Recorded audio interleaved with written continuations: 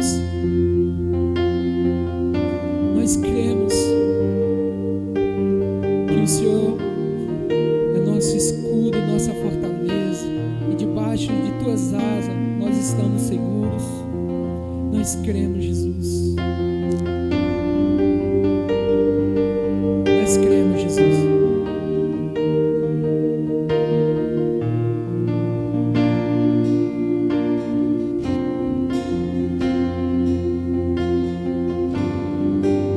Com teu olhar me atrair,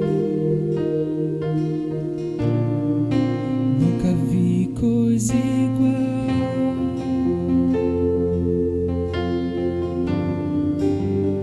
Doce presença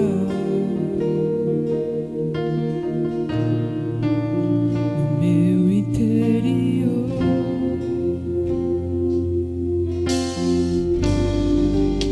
Com teu olhar me atrair, nunca vi coisa igual. Eu nunca vi nada igual. Doce presença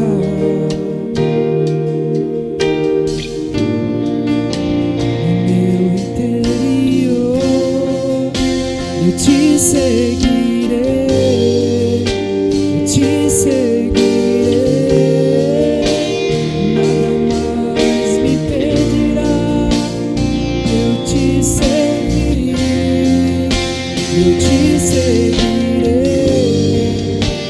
Te seguirei, nada mais me impedirá de eu te servir.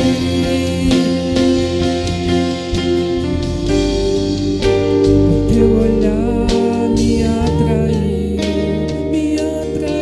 Jesus. Eu nunca vi nada igual, não.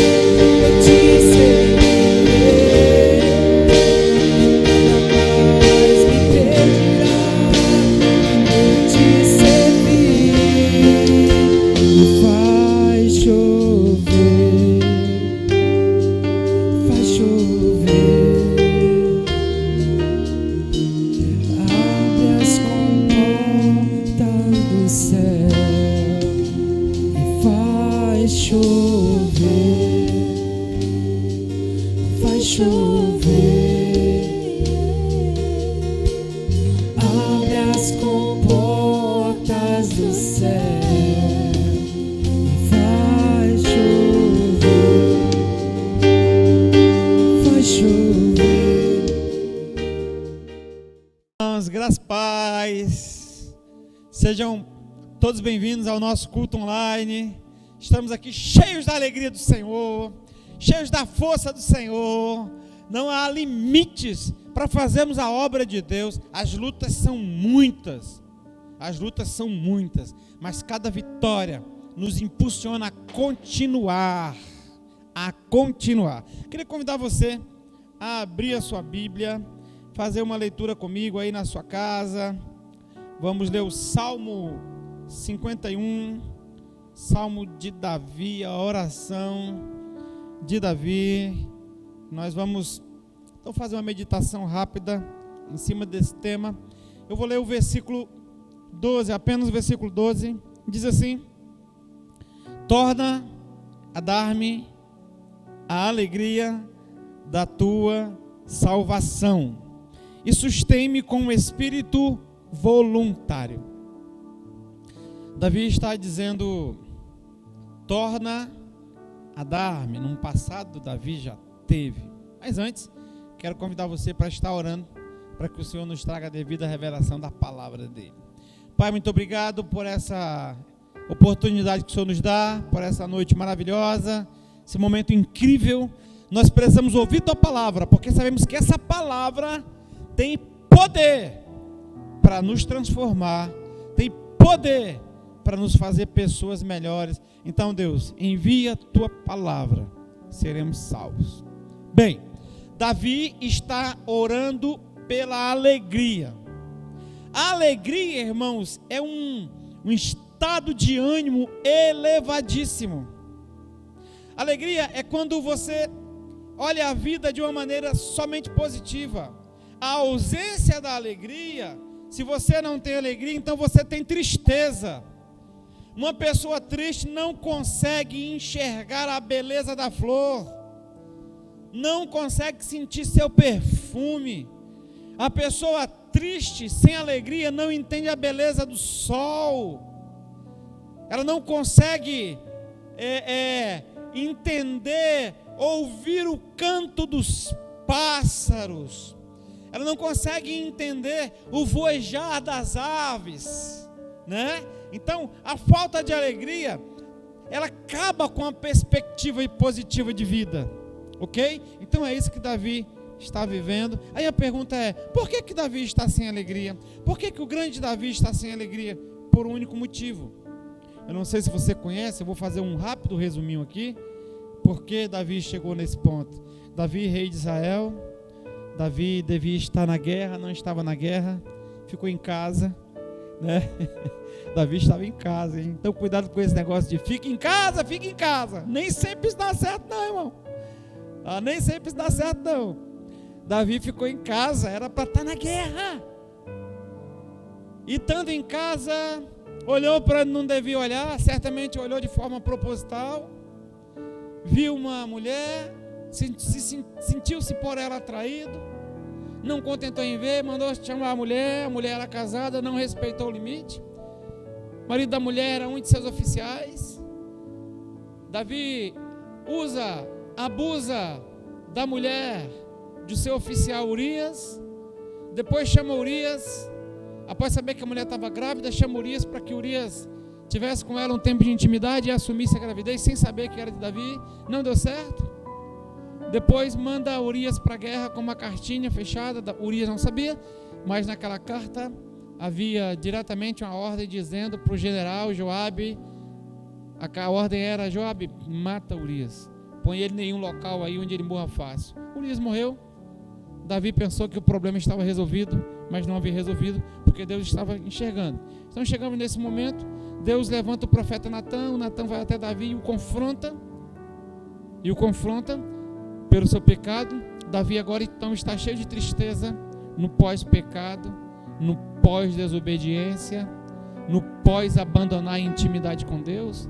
Davi está cheio de pecado. Davi está cheio de tristeza, por melhor dizer, né?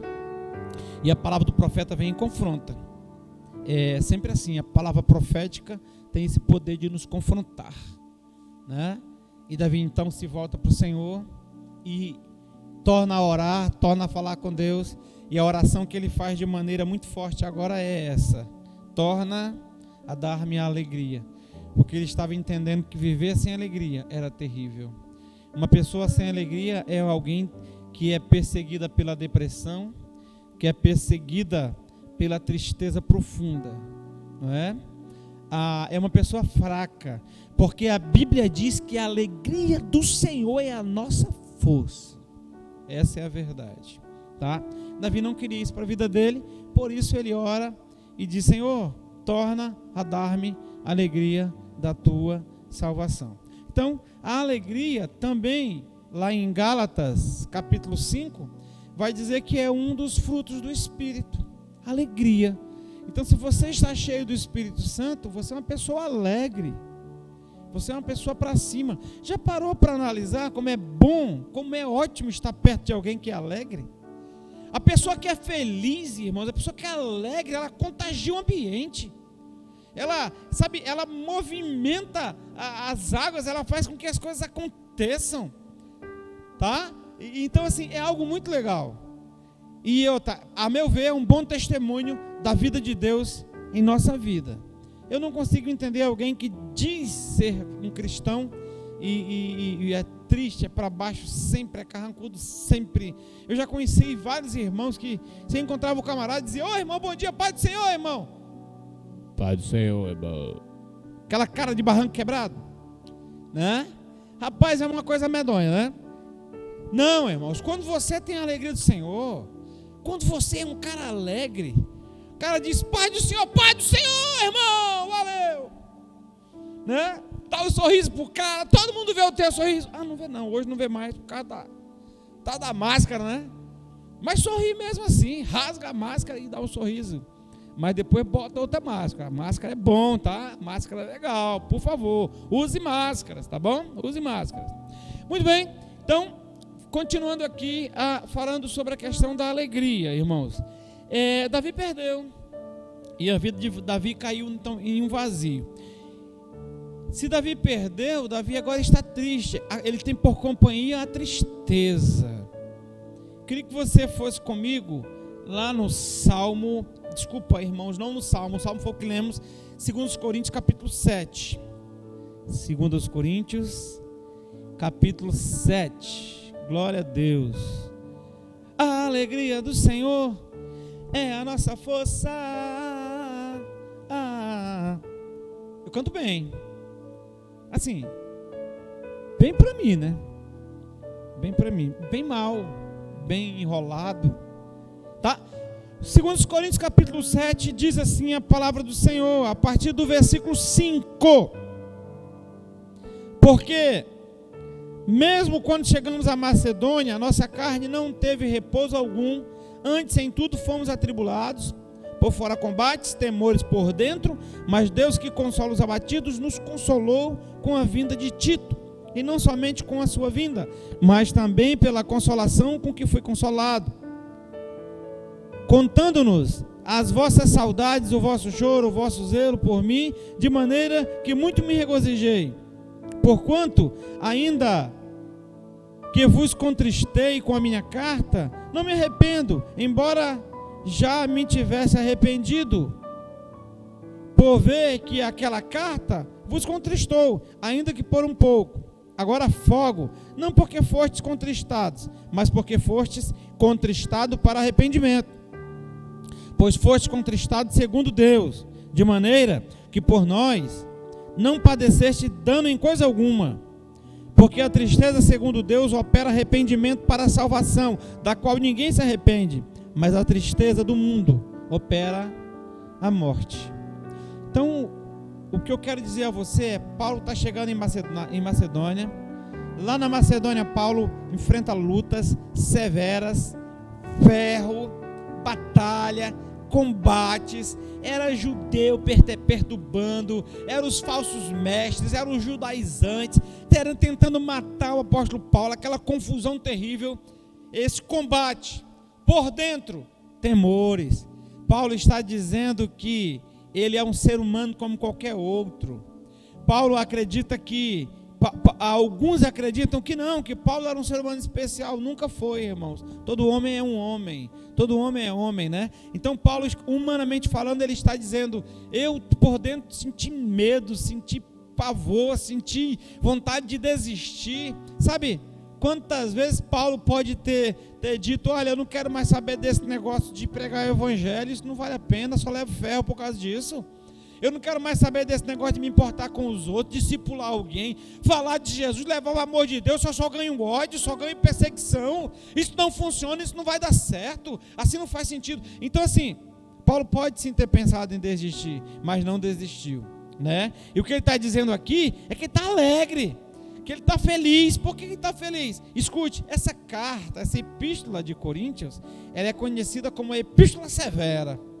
Paulo pega pesado, sobretudo nos capítulos de 10 a 13 de 2 Coríntios. Paulo pega pesado, ele bate nos irmãos. Os irmãos haviam abandonado Paulo, os irmãos haviam buscado os falsos mestres, os irmãos haviam abandonado ali o princípio da fé. Todo aquele discipulado que havia sido feito não valeu de nada. Aí ele manda essa carta para bater. E quando os irmãos leem essa carta, eles se abatem, eles ficam tristes, eles choram. Está aqui. Paulo vai dizer o vosso choro, né? Porque o vosso choro está aqui no versículo 7. Ele fala do choro por conta da carta. Essa carta que bateu, que digo, olha, ele dizendo: olha, vocês precisam examinar a si mesmo. Vocês precisam entender qual é a verdadeira posição de um servo de Deus. Vocês estão brincando, rapaz? Vocês estão levando a vida a sério? Então é isso. Isso produziu nos irmãos esse sentimento de dor, essa dor. Paulo está querendo levar os seus discípulos a experimentarem uma transformação, uma conversão, uma metanoia do grego, né? Aquela mudança profunda. E para isso ele teve que usar a vara. A vara é pedagógica, irmãos. A disciplina, na hora, não parece ser boa. Quem gosta de ser disciplinado? Quem gosta de, porque correu um pouquinho mais, a 180 na cidade, passa ali um agente de trânsito e ele multa. Poxa, só por isso o cara fica com raiva, né? Ainda fala que foi só um pouquinho. Fica com raiva do agente de trânsito. Na hora, mas depois aquela disciplina vai fazer com que ele, na próxima vez que queira dar uma corridaça, ele vai lembrar do bendito guarda e vai andar mais devagar. Sua vida vai estar protegida, bem como a vida de outros, tá, irmãos? Então a disciplina é pedagógica, ela tem esse que nos ensinar, mas essa pedagogia, esse benefício que ela nos traz, ele traz tristeza, traz choro, mas tem uma diferença, né? Paulo vai dizer que tem dois tipos de tristeza: a tristeza segundo o mundo e a tristeza segundo Deus. Davi, o rei Davi, o cara do Salmo 51, o homem segundo o coração de Deus, está cheio de tristeza. Mas por que ele está cheio de tristeza? Porque ele trilhou o caminho da tristeza, porque ele andou pelo caminho do pecado, porque ele andou pelos desejos da carne, porque ele fez o que não devia, porque ele foi cruel, porque ele foi tirano, porque ele foi insano, e agora ele está cheio de tristeza. E se você acompanhar essa história, leia lá 2 Samuel capítulo 11, à frente, você vai perceber que Davi sofre consequências terríveis. A família de Davi sofre consequências terríveis. Não é à toa que Davi está triste, mas ele está dizendo: torna a dar-me a alegria da tua salvação, torna a dar-me a alegria. Alegria é força, alegria traz esperança, alegria nos mantém na peleja, alegria faz com que nos levantemos cedo pela manhã e acreditemos que as misericórdias se renovaram. Alegria, irmãos, é simplesmente tudo na vida de um verdadeiro cristão, tá bom? Então Paulo está dizendo exatamente isso. Davi perdeu a alegria e está cheio de tristeza. Qual tristeza? A tristeza segundo Deus. Paulo fala isso com os seus discípulos de Coríntios, e eu estou fazendo um paralelo com a vida de Davi. Lá em Coríntios eles estavam assim, porque eles haviam abandonado o ensino, eles haviam abandonado os princípios que Paulo lhes havia ensinado, e agora eles precisavam voltar, eles precisavam recomeçar, eles precisavam experimentar uma conversão. Conversão, irmãos, todo cristão precisa experimentar a regeneração. A conversão não é a regeneração, mas ela é o princípio, ela é o início, é a primeira marcha da regeneração, é a conversão. E aí alguém vai dizer, mas eu estou na igreja. Estar na igreja não é sinal de conversão, irmãos, não ainda. Pode ser uma evidência, mas não é um fato, tá? Tem muita gente na igreja que não quis se converter. E sem conversão não tem regeneração. Sem regeneração não tem fé. E sem fé ninguém verá a Deus. E quem não conseguir ver a Deus vai ver o Satanás. Está lascado, né? Então vai pensando nisso aí, que uma coisa puxa a outra, que um abismo chama o outro, ok? Então reflete sobre as tuas escolhas, sobre os caminhos que tu tem andado, enquanto dá tempo, porque vai chegar um dia que não vai dar mais tempo, tá? Vai chegar um dia que não vai dar mais tempo. Agora os irmãos estão tristes, agora eles estão para baixo, agora eles estão se sentindo que nem uma vez eu ouvi um camarada falar para o outro, olhou, eu ia passando perto, né, e os caras estavam conversando, e um falou para o outro, disse assim: pô, bicho, tu é o supra-sumo da bosta do cavalo do bandido. Eu digo, caracas, arriégua, Calixto, é isso tudo, né? Então, né? Que é isso, irmão? Né? Não é isso não.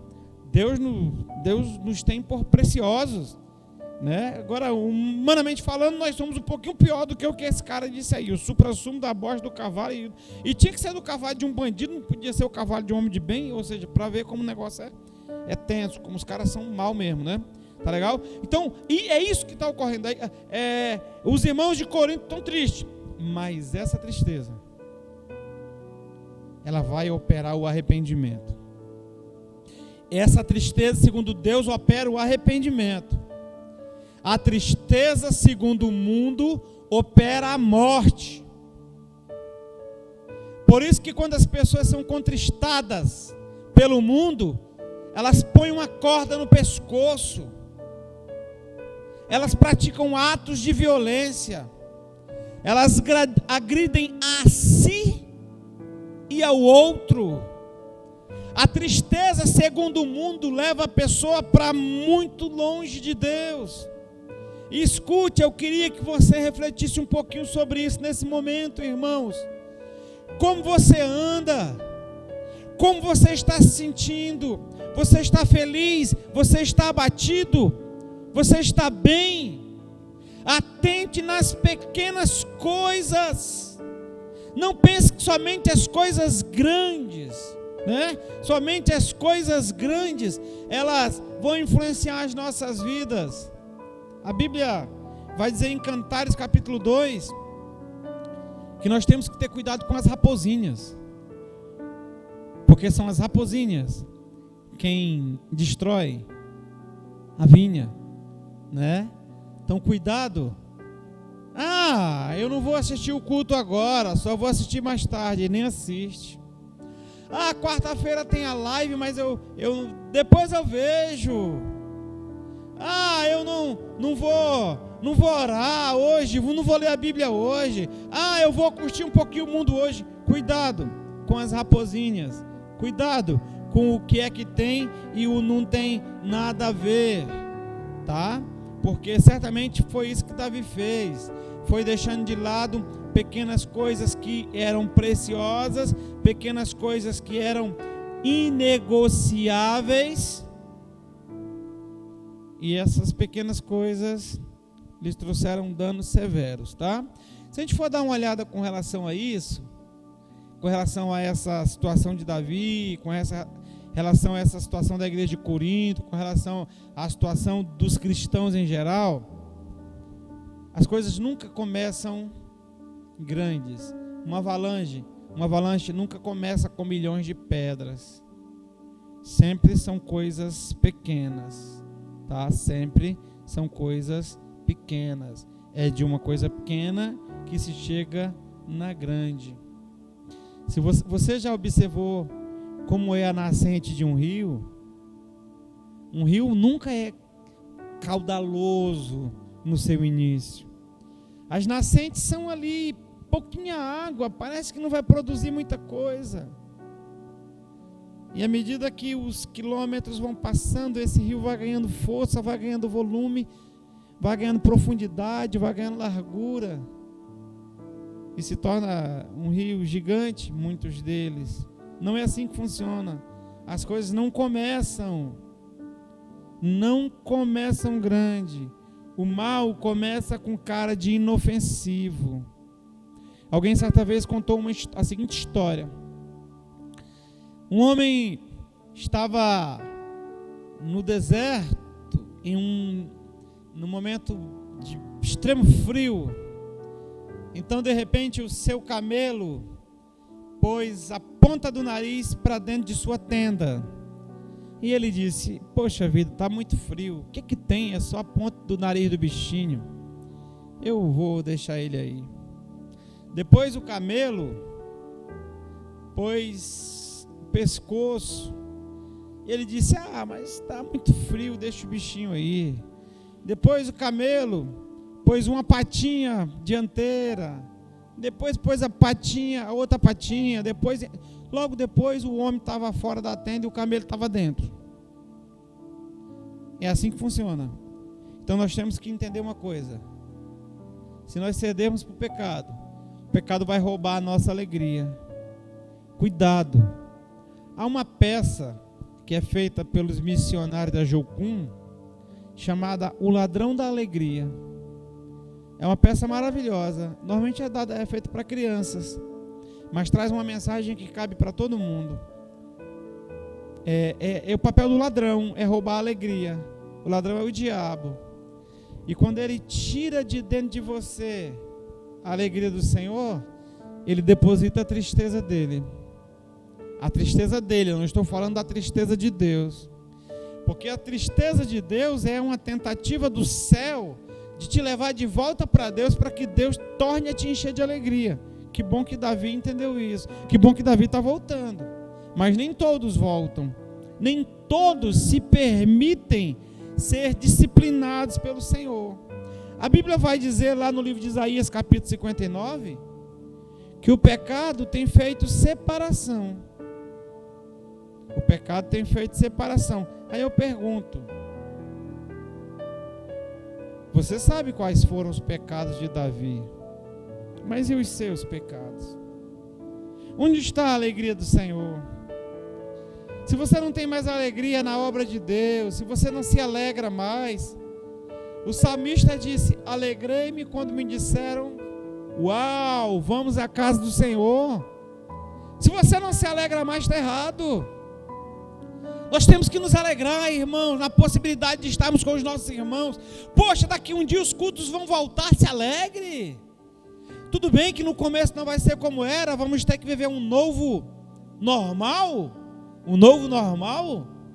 mas pelo menos estaremos em números menores, mas estaremos nos ajuntando novamente, com o devido cuidado, cada um com a sua máscara, álcool em gel, álcool em pasta, álcool em pedra, álcool no vento, álcool no ar-condicionado, álcool de todo jeito. Estou com medo do povo virar alcoólatra, irmão.